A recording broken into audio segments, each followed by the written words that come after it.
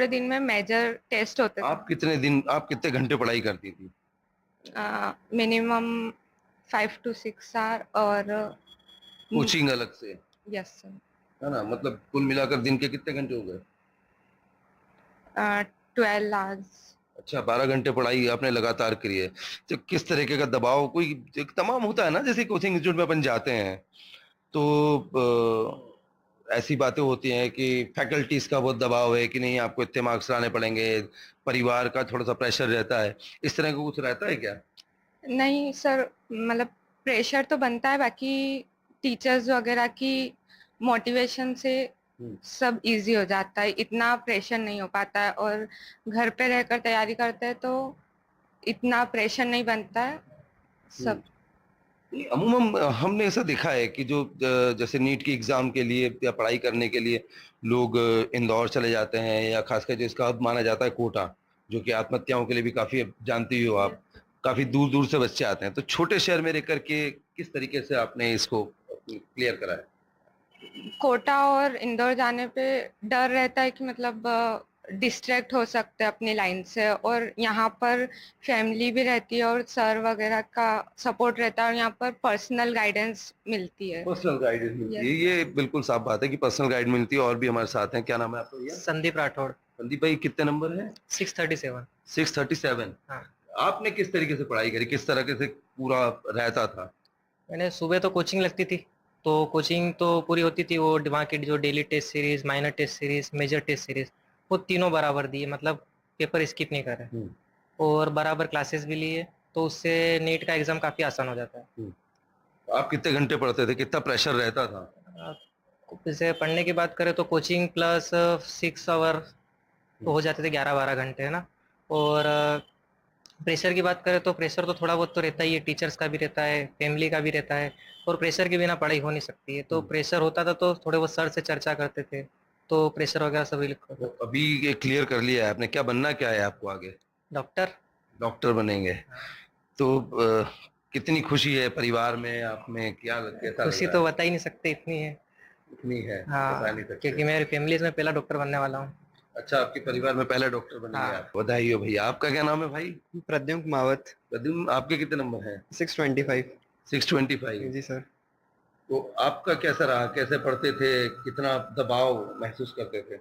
जी, मुझे कोई दबाव महसूस नहीं होता था। यहाँ के टीचर्स हमेशा फ्रेंडली थे और हमेशा मोटिवेशन मिलता रहता था। अगर ऐसा कभी लगता था कि मुझे मोटिवेशन की कमी है, और हमेशा यहाँ डेली टेस्ट सीरीज वगैरह होती थी, तो हमेशा एक रहता था कि हम मुझे इस आज आगे बढ़ना है। वो रैंक लिस्ट देख करके मुझे डेली रहता था कि मुझे आज इससे आगे बढ़ना है। ये तो कोचिंग हो गई, घर पे? हाँ।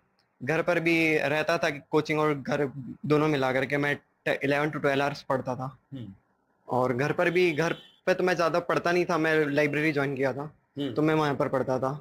और यहाँ पर नाइट कैंप रहता था ज़्यादातर। यहाँ पर हमें अभ्यास करें इंस्टीट्यूट पर नाइट कैंप की वो फैसिलिटीज़ है, वो भी हैं, तो यहाँ पर भी पढ़ता रहता था मैं। रात को आकर के? जी सर।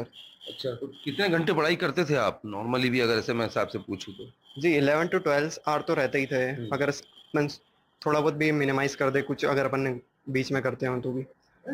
कैसा लगता है, छोटे इंस्टीट्यूट में आप रहते हैं, पढ़ाई करते हैं, आते हैं, तो बड़ी जगह में और यहाँ में कितना फर्क आपको लगता है कि क्या पढ़ाई छोटे शहरों में भी हो सकती है इसकी, नीट वगैरह की? जी, ये चीज़ तो मैंने महसूस करी है। मैं पिछले दो मतलब मैं इंदौर से 2 साल पढ़ा हूँ। मैं पहले जब क्रैश कोर्स करने यहाँ आया था, तो यहीं पर से मैं क्रैश कोर्स कर गया था, पर फिर बाद में मुझे यही लगा था कि मैं नीट यहाँ रतलाम जैसी छोटी जगह से नहीं हो सकता। तो मैं फिर इंदौर गया, बड़े शहर में बड़ी कोचिंग्स पे इंस्टीट्यूट पे एडमिशन लिया, ऑनलाइन भी किए, पर मेरा वहाँ पर रिजल्ट नहीं आया। फिर मैं यहीं पर आया, और फिर थर्ड ड्रॉप जब मेरा हुआ यहाँ पर, तब मैंने फिर यहीं से मैंने 625 स्कोर हासिल किया। इसको हासिल किया। Yes sir. तो मैम, आप क्या कहती हैं कि किस तरीके के जो है बड़े शहरों से छोटे शहरों में आकर के, या छोटे शहरों में रहने वाले, जिस तरह से आपने भी एग्जाम को क्रैक किया है, तो क्या लगता है कि दूसरों के लिए क्या आप एक कुछ बोलना चाहेंगे, जो आप वैसे ही बच्चे होते हैं जो छोटे शहरों में रहते हैं और नहीं कर पाते किसी कारणवश? तो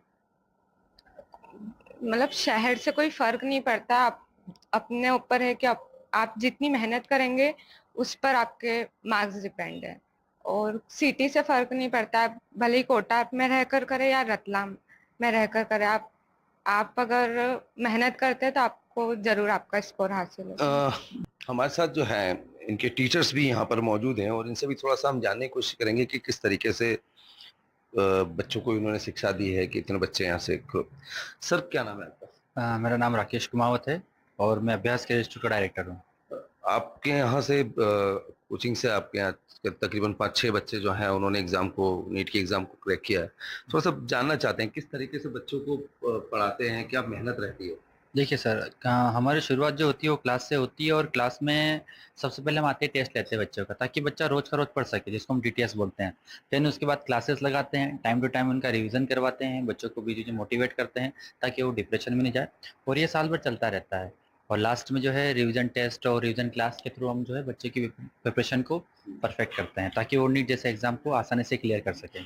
कुछ ऐसे बच्चे भी हैं आपके यहाँ जो निम्न परिवार से हैं, गरीब परिवार से हैं, जो आदिवासी अंचल से हैं, या परिवार के जो मुखिया हैं वो ऑटो वगैरह चलाते हैं, उनके बच्चे भी पास हुए हैं, तो कितना लगता है आपको? देखिए वैसे तो हम जो नीट की तैयारी करवाते हैं वो आदिवासी का बच्चा हो, ऑटो ड्राइवर का बच्चा हो, अगर उसने सपना देखा डॉक्टर बनने का, तो हमारी ये इच्छा है कि भाई अगर सपना देख ही लिया तो हम कैसे भी करके कहीं से किसी भी तरीके से उसकी हेल्प करें, चाहे वो फीस में हो या किसी भी कंडीशन में हो, ताकि वो बच्चे को भी पढ़ने का मौका मिले। क्योंकि अधिकतर बच्चे जो देखते हैं ऑटो ड्राइवर या आदिवासी के बच्चे जो है कोटा, इंदौर जैसी बड़ी जगह नहीं जा पाते, लेकिन हम सपोर्ट करते हैं और देन वो अच्छा रिजल्ट भी देता है, हमारा नाम भी करता है। कितना कितना प्रेशर रहता है सर बच्चों के ऊपर एग्जाम क्रैक करने का? कितना दबाव आप मानते हैं कि रहता है?